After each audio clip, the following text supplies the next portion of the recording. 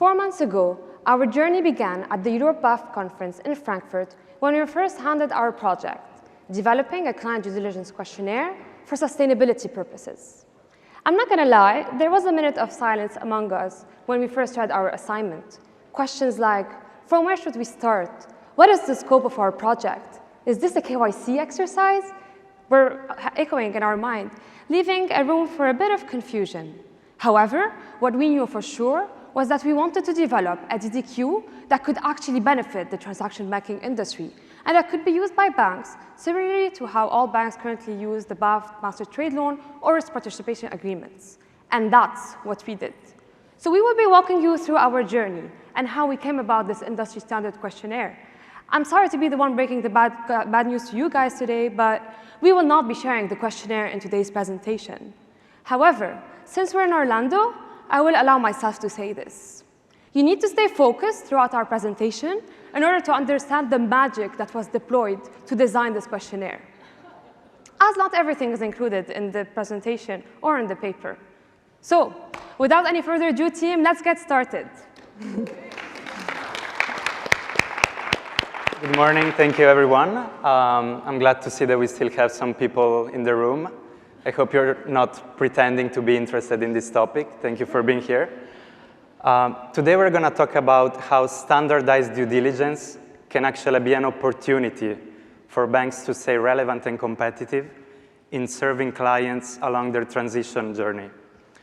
And at the same time, drive broader convergence towards common, recognized ESG standards. So you know how your clients are currently facing increasing complexity in the context of highly fragmented regulation, ever-evolving ESG frameworks and standards. Well, our questionnaire is actually intended to help you and your clients when navigating this complexity. Not only banks, but also corporate clients can actually use it as a standard template to support in-house ESG teams, to support front office teams in conducting the due diligence process in a more effective way. I'm going to hand it over to Oscar, who's going to talk about our key findings from our regulatory research. Oscar? Thank you. Hi, everyone. And as mentioned, our deliverable was to develop a sustainability due diligence questionnaire for corporates. So how did we get here? How did we build the questionnaire? We started with the regulatory landscape. We wanted to understand the sustainability regulations across the world, and there are many.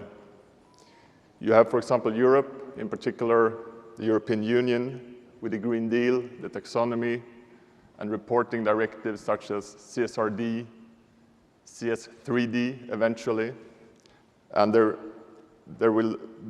they require extensive reporting to come.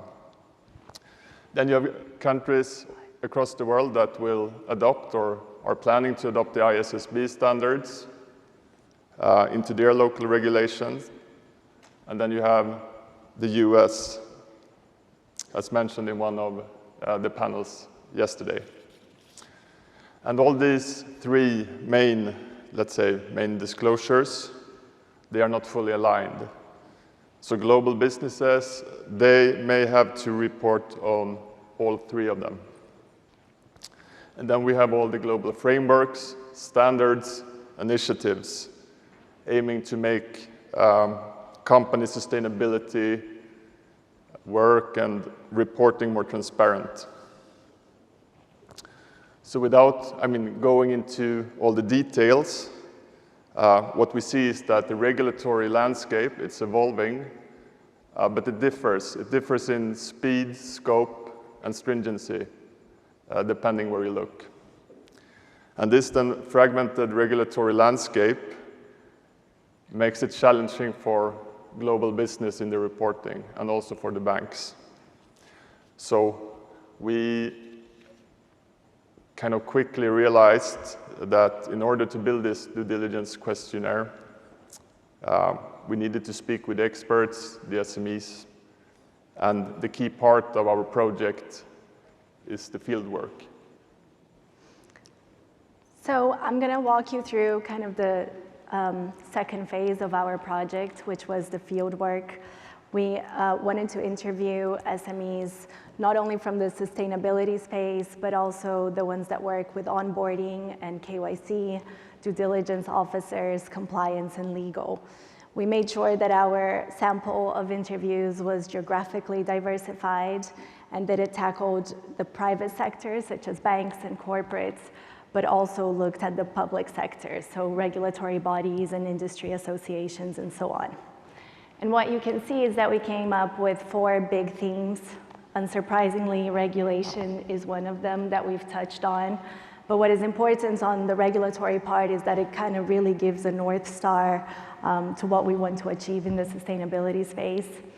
Also, there was a lot of feedback around existing sustainability frameworks and how there are so many out there, and it's extremely complex to understand which frameworks will prevail.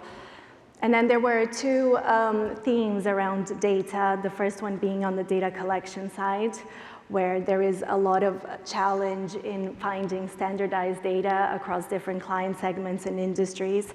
So as you can imagine, you may have some industries which are very developed with science-based targets and a full-blown kind of sustainability strategy and message, and other industries where they're still in the infancy of trying to figure out what they want to do. And then one of the main topics was also how banks deal with the data validation. This is an incredibly onerous task that we have to do in terms of independently verifying the data that we receive. And there was a lot of feedback around the importance of external auditors and third-party data providers to try and corroborate the image.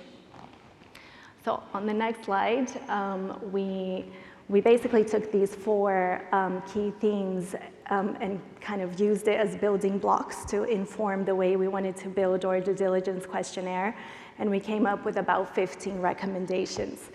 But I think what is important to share is that during this process of the interviews, we received a lot of insights, and it really helped us solidify our view and purpose of what the due diligence questionnaire should do.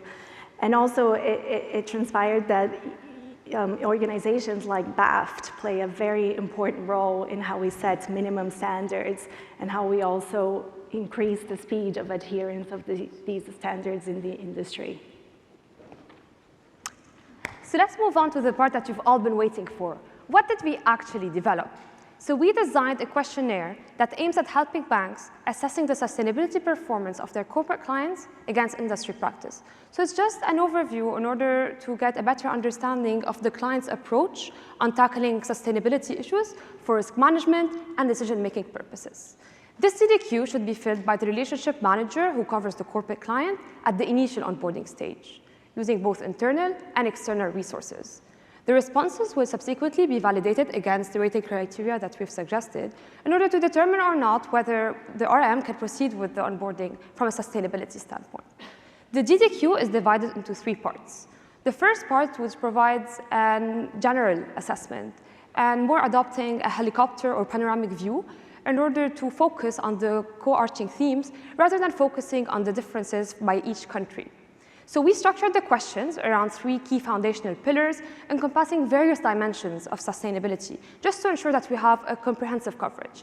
The 3 pillars are corporate governance, climate, biodiversity, and environmental pillar, and lastly, human rights and social pillar. The second part of the questionnaire would focus more on industry-specific questions, just to get a better understanding of the client's sustainability performance. So we have these questions that are tailored around the 3 performance pillars that I've just mentioned.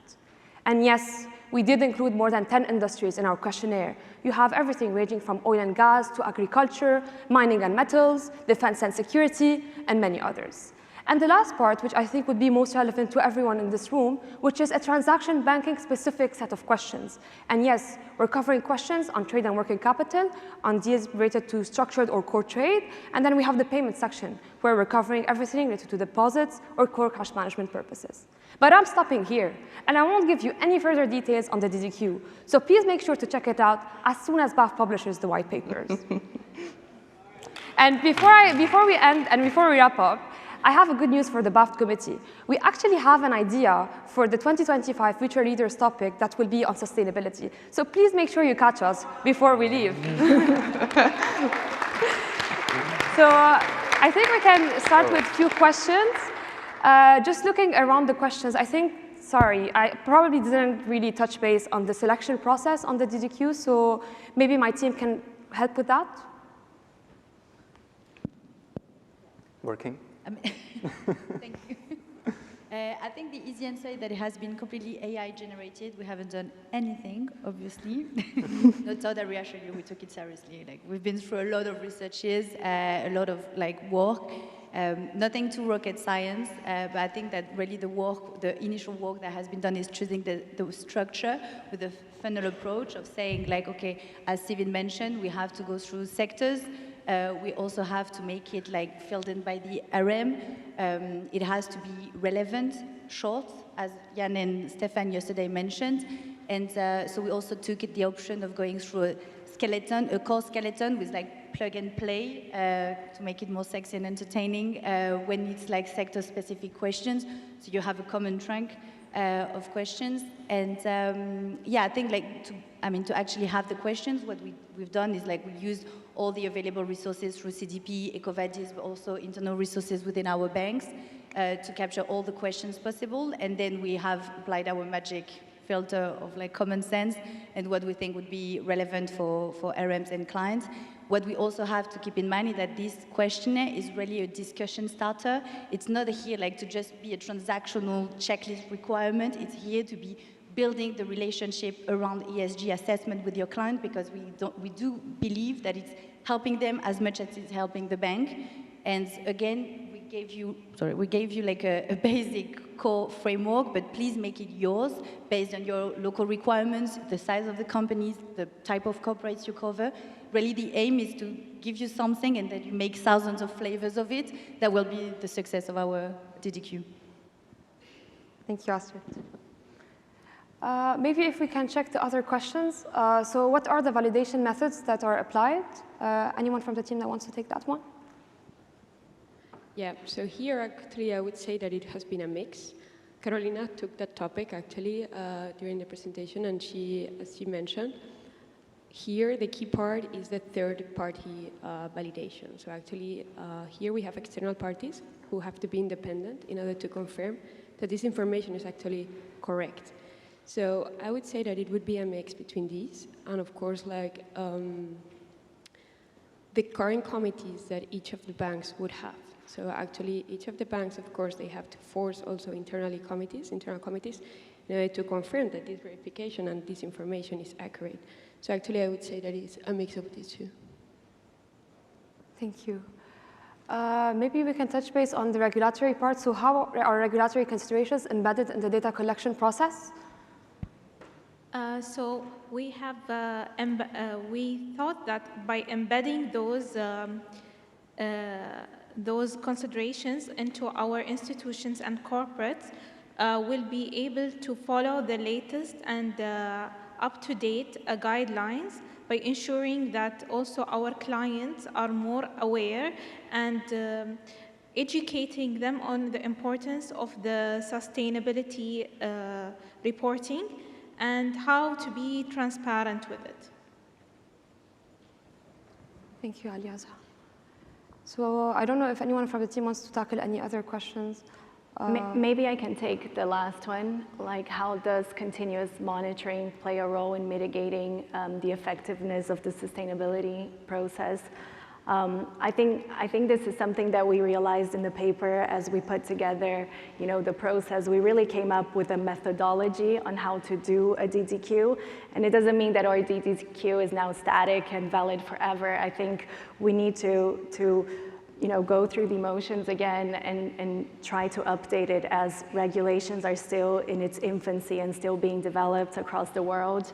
And we see a lot of new emerging ideas and frameworks.